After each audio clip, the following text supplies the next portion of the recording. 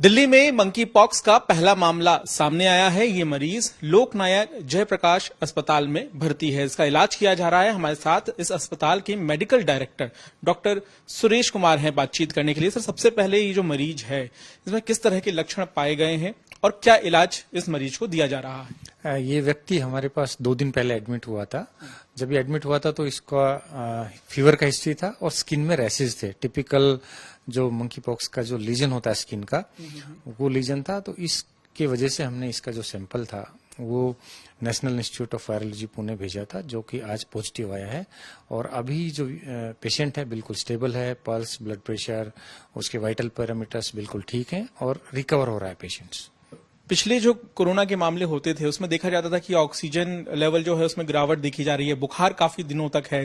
तो क्या ऐसा कुछ अभी तक ऑब्जर्व किया गया है इस मरीज में? ये जो पेशेंट है इसको 10 दिन पहले बुखार रहा, 5 दिन इसको पहले इनिशियली फीवर रहा। फीवर के बाद इसको स्किन में रैशेज हुए, वो टिपिकल थे और वो देखने से पता चला कि ये हो सकता है। तो उसके बाद इसका हमने सैंपल भेजा था और अभी पेशेंट्स बिल्कुल ठीक है, रिकवर हो रहा है। इसके साथ साथ हमने देखा है कि इसके जो कॉन्टैक्ट्स हैं वो भी हम उसको ट्रेस कर रहे हैं। और क्योंकि ये एक वायरल डिजीज है, कोविड से अलग वायरस है। मंकी पॉक्स का जो वायरस है ये डीएनए वायरस है। वो आपने देखा होगा कि जो कोविड का वायरस है वो आरएनए वायरस है। तो ये जो वायरस है इसका जो दूसरे वायरस है इस श्रेणी के, जैसे कि चिकन पॉक्स का वायरस है, स्मॉल पॉक्स का वायरस है, उस श्रेणी का ये वायरस है जो कि स्किन को ज्यादा इन्वॉल्व करता है। कोविड में प्राइमरीली लंग्स इन्वॉल्वमेंट ज्यादा होता था। तो क्या इसको खतरा माने?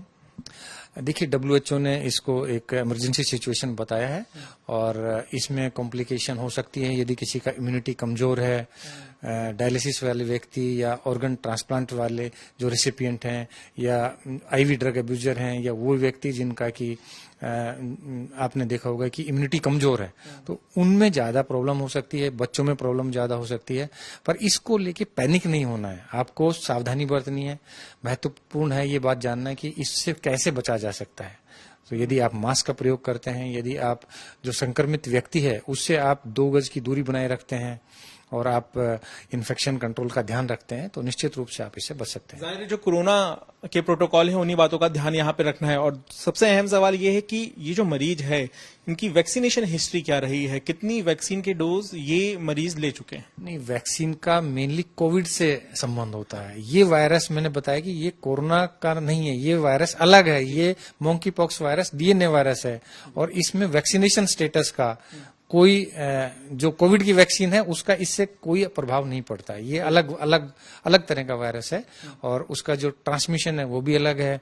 उसका आपने देखा होगा कि इसकी जो इलनेस है वो प्राइमरीली स्किन को ज्यादा इन्वॉल्व करती है, आईज को ज्यादा, कंजक्टिवाइटिस ज्यादा करती है, ब्रेन को ज्यादा इन्वॉल्व करती है।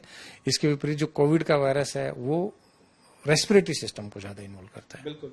और साथ ही साथ ये भी हम आपसे जानना चाहेंगे कि आपने क्या इंतजाम किए हैं लोकनायक जयप्रकाश अस्पताल में, क्योंकि हमेशा यही अस्पताल नोडल अस्पताल बनता है। कितने डॉक्टर्स की टीम तैनात की है, नर्सेस की टीम है, कितने लोग टेस्ट करने के लिए आपने यहाँ पे शामिल किए हैं, कितने रूम हैं, कितने बेड्स हैं? जब देश में पहला व्यक्ति डिटेक्ट हुआ केरला में, तभी से हमें अलर्ट मोड पे रखा था और दिल्ली सरकार ने हमें निर्देश दिए थे कि हमें पूरी तैयारी रखनी है। अभी हमने अलग से व्यवस्था की है, एक आइसोलेशन वार्ड बना है जिसमें कि 6 क्यूबिकल्स हैं, 6 बेड की अलग से फैसिलिटी हमने तैयार की है। हमने 20 डॉक्टरों का अलग से एक टीम बनाया है जिसमें कि स्किन स्पेशलिस्ट हैं, पीडियाट्रिक्स के लोग हैं, सीनियर फिजिशियन हैं, माइक्रोबायोलॉजी के लोग हैं। इसके साथ साथ नर्सिंग स्टाफ है, टेक्नीशियंस हैं और सारे जो हेल्थ केयर वर्कर हैं जो कि इस आइसोलेशन वार्ड को मैनेज करेंगे। उनका एक टीम बनाया है, उनका एक ट्रेनिंग हमने किया था 1 हफ्ते पहले और अभी जो ये वार्ड है सुचारू रूप से काम कर रहा है। साथ ही ये जो आप टेस्ट करेंगे इसके लिए क्या यहाँ इंतजाम है या कहीं और बाहर भेजना? इसके लिए हम जो टेस्ट है, जो भारत सरकार की गाइडलाइन, गवर्नमेंट ऑफ इंडिया की गाइडलाइंस है, उसके अनुसार हम इसको सैंपल को पुणे में भेजते हैं। नेशनल इंस्टीट्यूट ऑफ वायरोलॉजी ही अभी तक इसका एक लैब है। साथ ही ये जो मरीज है या फिर जिससे चिकन पॉक्स हो रहा है, हालांकि आप अभी ऑब्जर्वेशन करेंगे कि किस तरह के और लक्षण नजर आते हैं, लेकिन खान पान का भी किस तरह से ध्यान मरीज का रखा जाएगा? ये भी बहुत महत्वपूर्ण क्वेश्चन है कि पेशेंट्स को बुखार ना हो, उसका हाइड्रेशन स्टेटस पे हम ध्यान रखते हैं कि उसमें पानी की कमी नहीं होनी चाहिए।